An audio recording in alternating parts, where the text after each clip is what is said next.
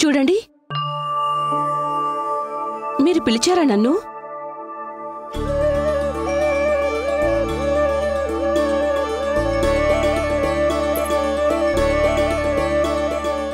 నువ్వెందుకు నవ్వుతున్నావు?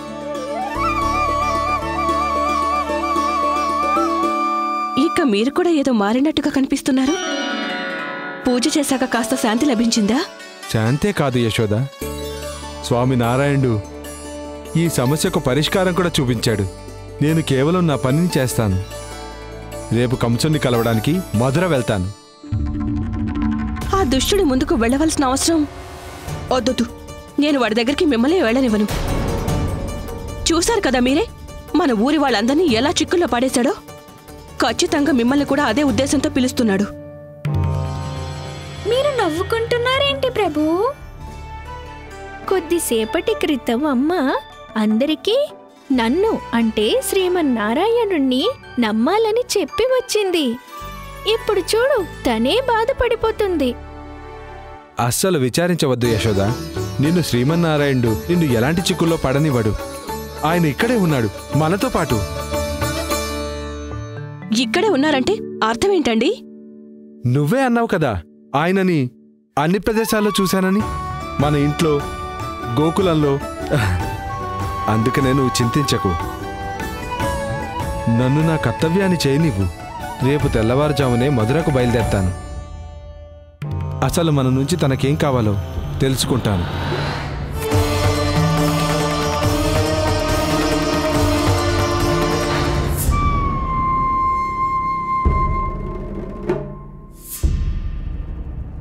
మనమిలా ఆకలి దాహాలతో ఎంతకాలం ఉండగలం? కంట ఎండిపోతుంది. జఠరాగ్ని నా ఉదరాన్ని కాల్చేస్తోంది. చాలా దాహంగా ఉంది. కడుపు ఆకలితో మండిపోతోంది. నాకైతే ప్రాణాలు పోతాయనిపిస్తోంది. కంస మహారాజులు దేని ఆలోచనలపై నమ్మకం కలిగి ఉండేవారో దాన్నే మర్చిపోతున్నారు. వారు మర్చిపోతున్నది యుద్ధం చేయడానికి, అలాగే అతన్ని పరాజితుని చేసి స్వయంగా విజయం పొందాలంటే ముందు జీవించి ఉండడం చాలా అవసరం ఉంటుంది.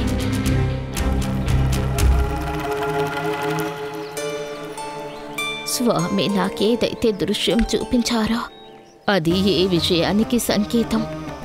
అసలు నేను ఇక్కడికి రావడానికి ప్రేరేపించే పథకం కాదు కదా.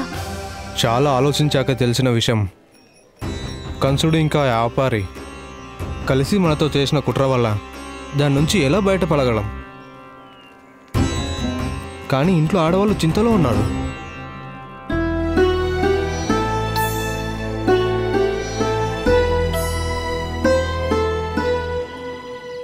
అందరూ నేను చెప్పేది వినండి. నందరాజు గారు నిర్ణయించుకున్నారు. అదేమిటంటే వారు ఒంటరిగా వెళ్ళి కంసుడిని కలవబోతున్నారు.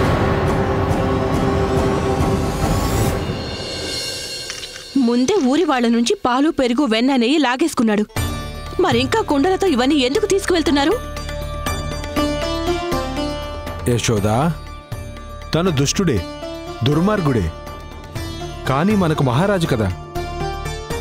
అయినా ఖాళీ చేతులతో ఎలా వెళ్ళగలుగుతాను?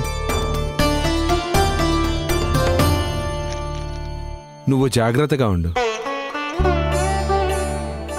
చూడండి, నాకు తెలుసు శ్రీమన్నారాయణుణ్ణి నమ్మాలి అని. అలాగే ఈ గోపికలకు నచ్చ చెప్తున్నాను కూడా. కానీ తెలీదు, దీని వెనక ఆయన ఏదో చాలా పెద్ద కుట్రే ఉంది అనిపిస్తోంది.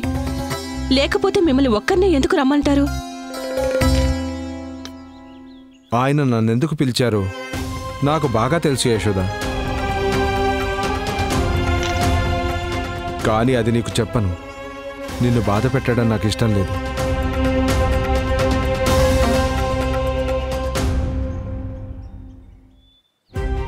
రాజుగా నేను ప్రజల మంచి కోసం ఏదైనా చేయవలసి వస్తే ఖచ్చితంగా అది నేను చెయ్యాల్సిందే యశోద. అది నాకు అస్సలు నచ్చకపోయినా కూడా.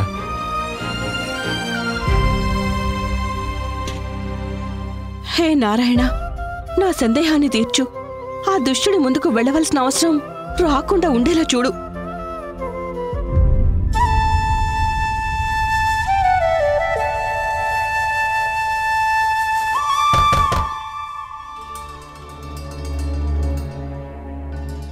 ఈ సమయంలో ఎవరై ఉంటారు? ఉండు, నేను చూసొస్తాను.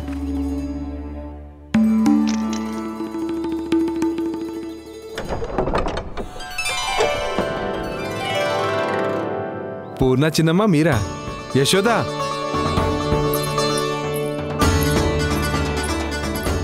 పూర్ణ అత్తమ్మ, ఎన్ని రోజుల తర్వాత? ఏమైందత్తమ్మా? అంతా కుశలమేనా? నాకు మాత్రం తెలిసింది ఇదే నందరాజా. వీళ్ళు మిమ్మల్ని కలవాలనుకున్నారు. ఎవరు?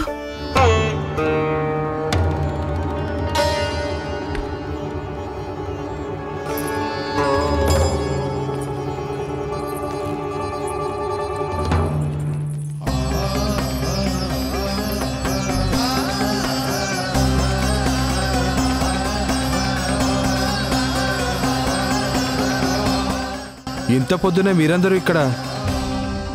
ఏం జరిగింది?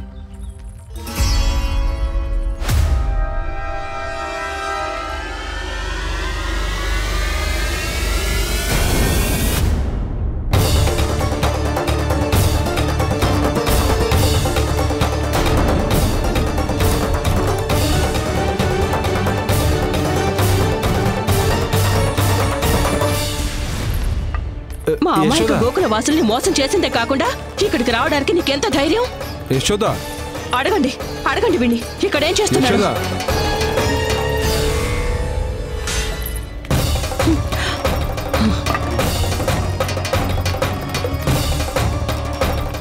వీరిని విధంగా మీరందరూ కలిసి చేయలేదు కదా? లేదు లేదు, ఇందులో వీరి దోషం ఏం లేదు. మేము చెయ్యాలనుకుంటే ఇంతకంటే దారుణమైన స్థితిలో ఉంచేవాళ్ళం. ఇదంతా నేను చేసిన దానికి ఫలితం నందరాజా.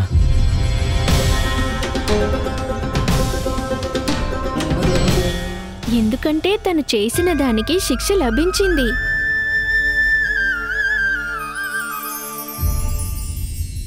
నన్ను క్షమించండి నందమహారాజా. నా వల్ల చాలా పెద్ద తప్పే జరిగిపోయింది. నేను ఊరి వాళ్ళని మోసం చేసి ఇరికించాలనే కుట్ర కంస మహారాజు గారు చెప్పడం వల్లే చేశాను. అది నా తప్పు. నన్ను క్షమించండి మహారాజా. నీకు చాలా త్వరగా బుద్ధొచ్చిందేమిటి? నేను మీ అందరికీ ఆశ చూపించి ఇరికించాలని ప్రయత్నం చేశాను. అసలు నిజం స్వయంగా నేనే లోభానికి లొంగిపోయాను. ఇదంతా కూడా అత్యధిక ధనం సంపాదించడానికి చేశాను. కానీ సమస్తం పోగొట్టుకున్నాను. నా భోజనం పాడైంది. నా మిఠాయిలో పురుగులు కీటకాలు పడ్డాయి. నా స్వర్ణాభరణాలు ముత్యాలు సమస్తం రాళ్ళు రప్పలుగా మారిపోయాయి. ఖచ్చితంగా ఇదొక కొత్త పన్నాగం అయి ఉంటుంది. లేదు లేదు, ఇందులో పన్నాగమేం లేదు. నేను నిజం చెప్తున్నాను. నేను చెప్పాను కదా, శ్రీమన్నారాయణుడు మనకి తప్పకుండా సాయం చేస్తాడని.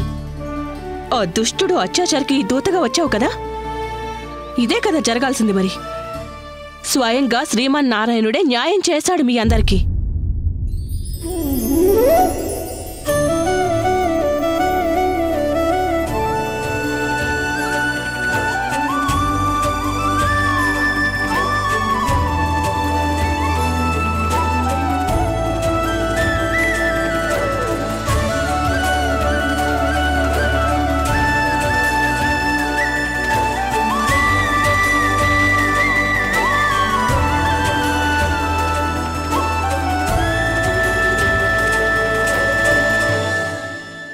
నిజం చెప్పారు మీరు.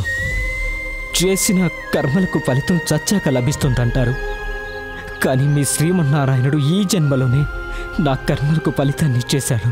వాటికి శిక్ష కూడా విధించాడు. మీకు అనేక అనేక ధన్యవాదాలు శ్రీమన్నారాయణ. మాపై చాలా కరుణ చూపించారు. కానీ దానర్థం ఇది కాదు మేమందరం మిమ్మల్ని క్షమించేస్తామని. నేనిక్కడికి క్షమాపణ కోసం రాలేదు నందరాజా. మరి దేనికోసం మీరు ఇక్కడికి వచ్చారు? నేను ఈ అమాయక గోపికలను వాళ్ళ వాగ్దానం నుంచి విముక్తినివ్వడానికి వచ్చాను. కానీ వీళ్ళందరూ ఆ వాగ్దానం వాళ్ళ ఇష్టంతో చేశారు. దాన్ని మీరెలా విముక్తి చేయగలుగుతారు? ఇంకొక వాగ్దానం చేయించి.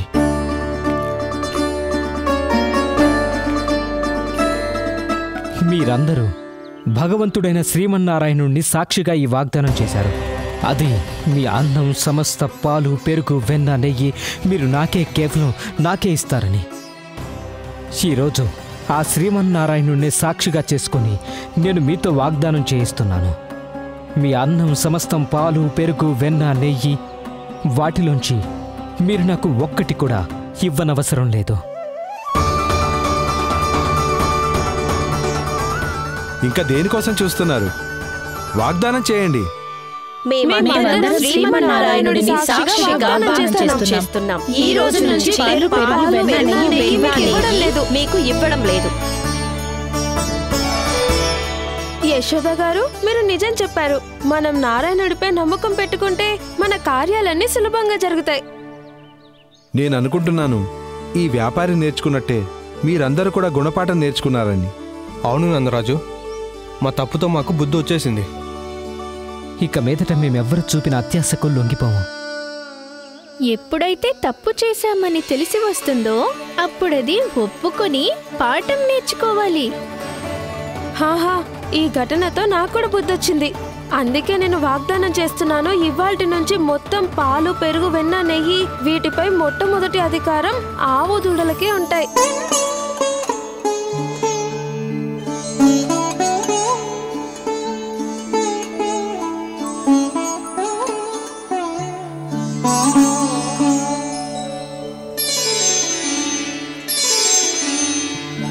భావయామి గోపాలబాలం మనసేవితం తత్పదం చింతయేయం సదా. భావయామి గోపాలబాలం మనసేవితం తత్పదం చింతయేయం సదా. అలాగే మేమిద్దరం కూడా నారాయణుడి సాక్షిగా వాగ్దానం చేస్తున్నాం. పాలు, పెరుగు, వెన్న అమ్మడానికి ముందుగా మా పిల్లలందరికీ కడుపు నిండా తినిపిస్తాము.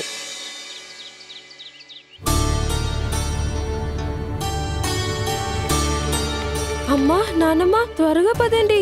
మీరు ఏదైతే దేవుడి గదిలో నివేదన చేసిన వెన్నకుండ అది పూర్తిగా నిండిపోయింది. అలాగే వెన్న పైకి వస్తుంది. అందుకే నిన్ను అతిగా మాట్లాడేవాడివి అంటారు. మళ్ళీ ఏదో ఒక కథ చెప్పడం మొదలు పెట్టేశావా? అమ్మా, మన ఇంట్లో కూడా ఇలాగే జరుగుతుంది.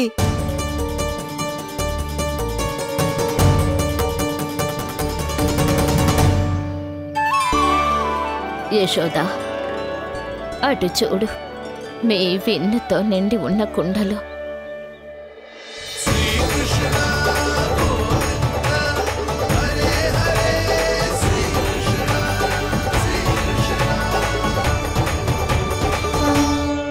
నేను చెప్పాను కదా, మీ అందరిపై నారాయణుడి కృప చాలా అధికంగా ఉంది.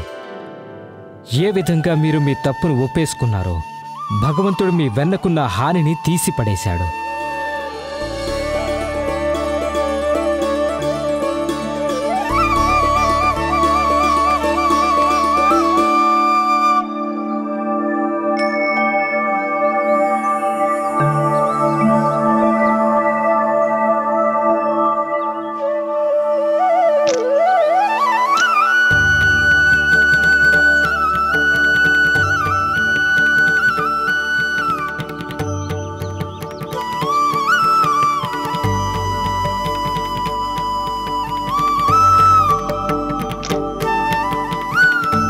అమ్మ పదమ్మా.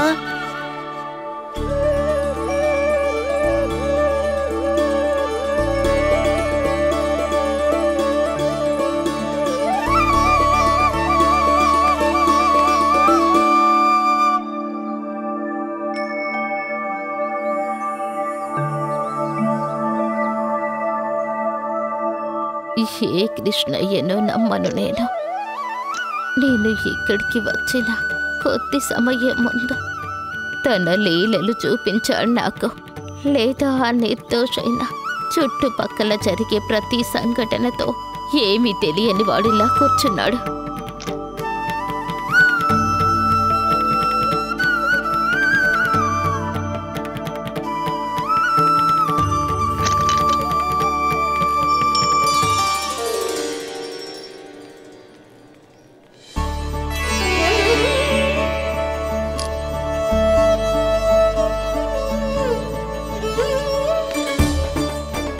అంటే దీని అర్థం ఇదేనా?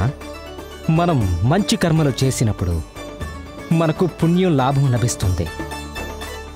ఎప్పుడైతే చెడు కర్మలను చేస్తామో అప్పుడు మనకు హాని జరుగుతుంది. మనం పరాజితులమైపోతాం.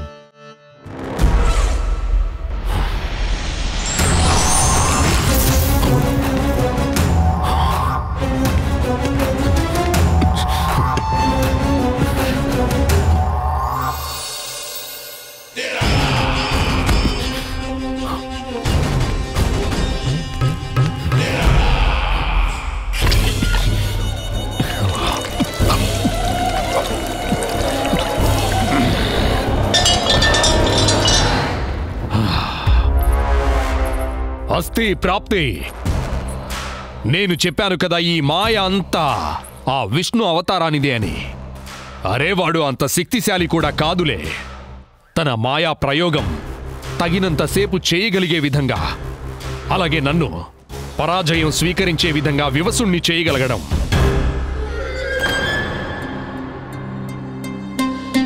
కానీ మీ ముఖంలో భావభంగిమలు వేరే ఏదో వివరిస్తోంది. ఏంటి? నేను చెప్పింది నిజమే కదా? మహారాజా, సమస్తం మునుపటిలా ఎందుకు జరుగుతుందంటే, ఎందుకంటే ఇదంతా ఆ విష్ణువు యొక్క మాయా లేక ఇంకేంటి? మేం పరమానంద వ్యాపారిని గోకులానికి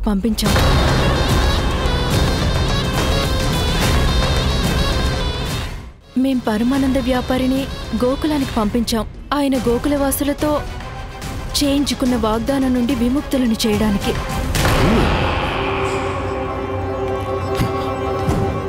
నా ఆజ్ఞ తీసుకోకుండా, నాకే విషయం చెప్పకుండా నేను తీసుకున్న నిర్ణయాన్ని మార్చే సాహసం ఎలా చేయగలిగావు అసలు నువ్వు?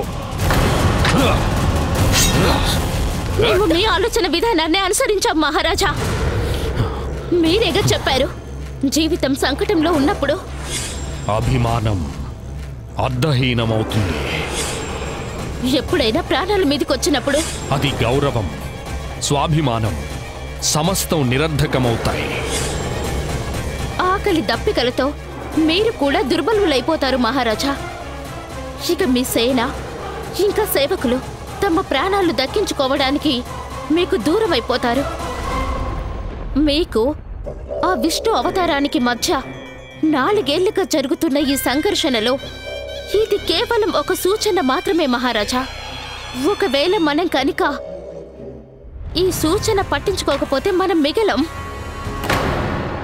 అప్పుడు మీరు ఒంటరిగా శారీరక దుర్బలంతో అసహాయులైపోతే అప్పుడు ఆ విష్ణు అవతారం ఆ బాలుడు మీపై దాడి చేస్తే అప్పుడు మీరేం చేస్తారు మహారాజా? ఆత్మరక్షణ అవసరం మహారాజా. ఎందుకంటే శత్రువుపై వారి కంటే ఘాతనమైన యోచన చేయగలిగేది ఇంకే ఉంటుంది మహారాజా. మనసు, శరీరం పూర్తిగా ఆరోగ్యంగా ఉన్నప్పుడే చేయగలుగుతాం మహారాజా.